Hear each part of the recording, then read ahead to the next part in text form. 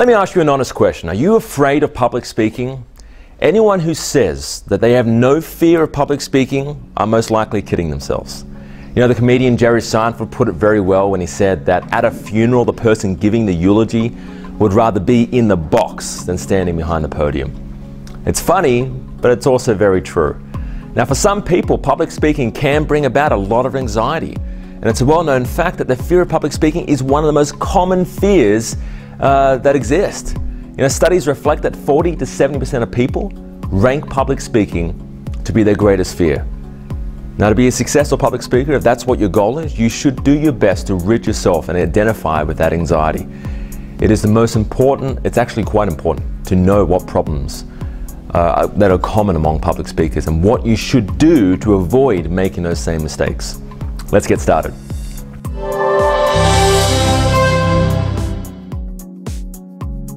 Hi, my name is Alex. I'm a best-selling author, international speaker, and consultant. I've helped thousands of people from all around the world on how to improve their public speaking skills and become better, higher-paid public speakers. Now, I want to give you in this video some tips to help you avoid the bad habits some speakers make.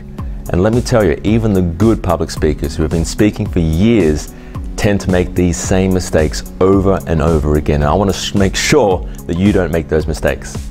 Tip number one, avoid using filler words or sounds like ums, ahs, likes, etc. in your speech. It's better to take a brief pause and gather your thoughts. Silence doesn't necessarily need to be filled by some kind of noise. It'll actually make you look more confident and give you more speech, a little bit more substance if you do add a few pauses in your presentation. Tip number two, never apologize for lack of preparation at the beginning of your speech. Notifying them in that manner kind of makes them expect a bad speech.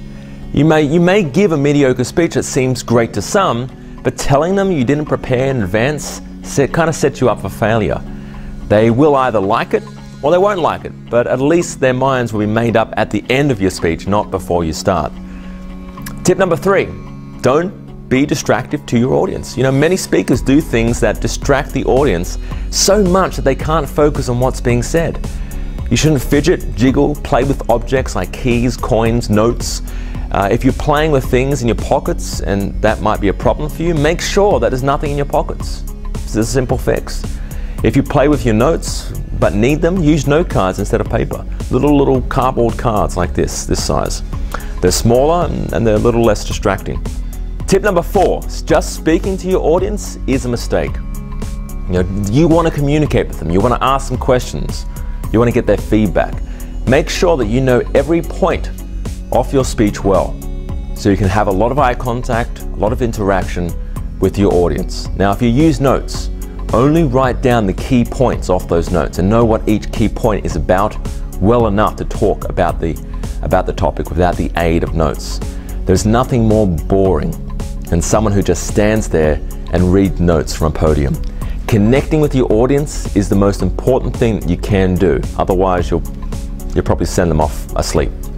Tip number five, don't talk shop without explaining to your audience what the terms mean. Too much technical jargon can confuse audiences. It isn't impressive. You can actually cause your audience to feel a little put off, maybe a little isolated. Maybe they might tune you out. You know, if you have to use a big word that's important in your presentation, always explain in a way that it's not condescending. So these are just a few bad habits that some speakers have, and the chances are if you are watching this video, you won't make these mistakes again.